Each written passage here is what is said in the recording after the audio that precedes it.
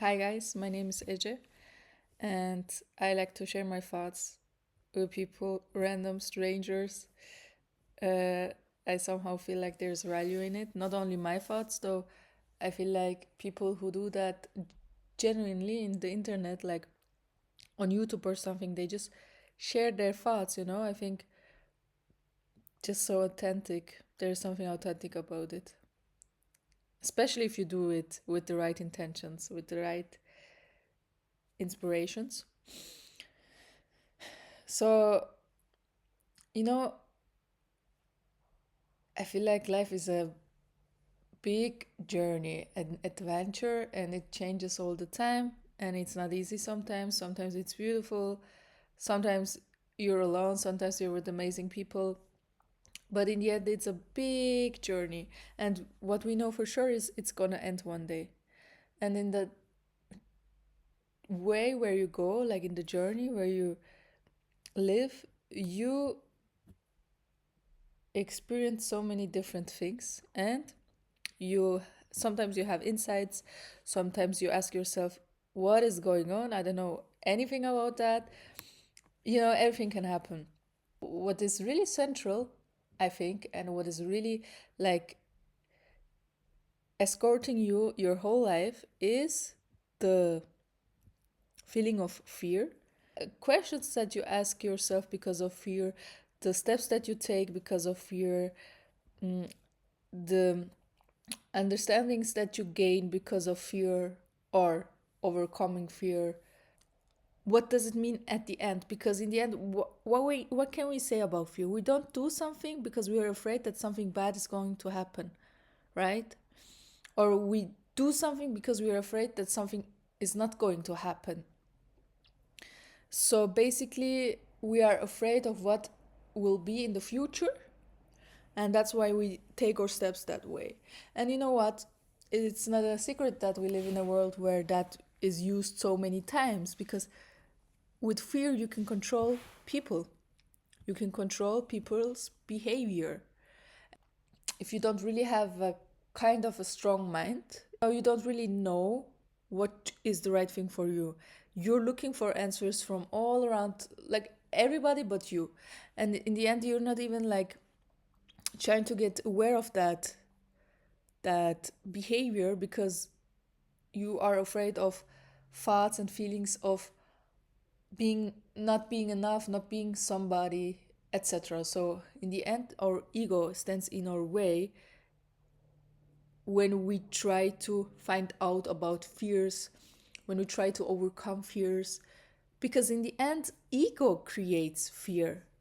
Because if you wouldn't have those egoistic thoughts and feelings, you would be much more a freer human being, because your thoughts, feelings, behaviors, what you do with your life will be escorted from what you really want, what you really think is the truth, what you really feel deep inside. And this is not something, I don't think that this is something intellectual or something that you can learn. I mean, you get some clarity, but it's not something that needs time to evolve. In some ways, yes, but there is a certain point which is always here. And sometimes you need some time to clarify that it shines brighter, this point of clarity. But in the end, it's always here, and it's always in everybody. Like even children, mostly children, because they're not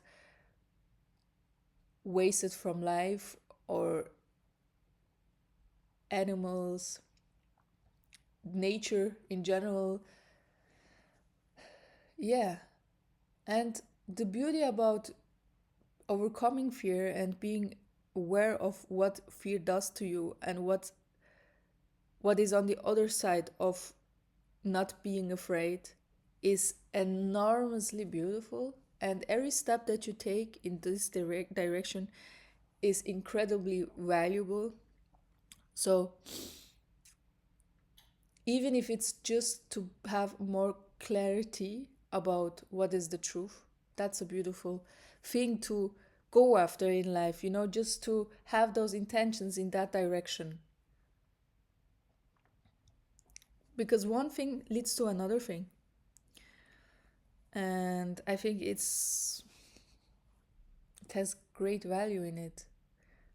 You know, I know that it's not that easy always. Like, I was there, I'm still there sometimes, where if, let's say, 98% of the people that you knew are doing, doesn't make that much sense, you don't feel that great about doing those things, or even like being in a way doesn't feel right, and you know that you're not gonna harm anybody, at least not intentionally.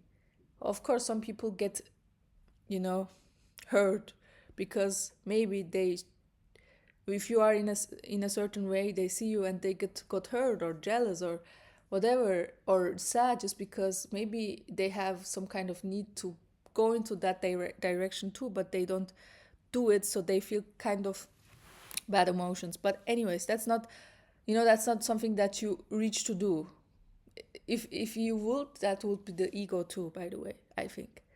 So basically you're thinking that one certain way of living, or at least some things to do that you don't do right now because you're afraid, would be right to you, because you see why you it's reasonable, and the most important thing, you just know that it's the right thing. And sometimes wisdom is sometimes a little bit crazy. It sounds crazy to people what you're talking about. It's even sounding crazy to you, but that it is. You know, if it wouldn't be like that, everybody would just have this clarity, have this, you know, they would know.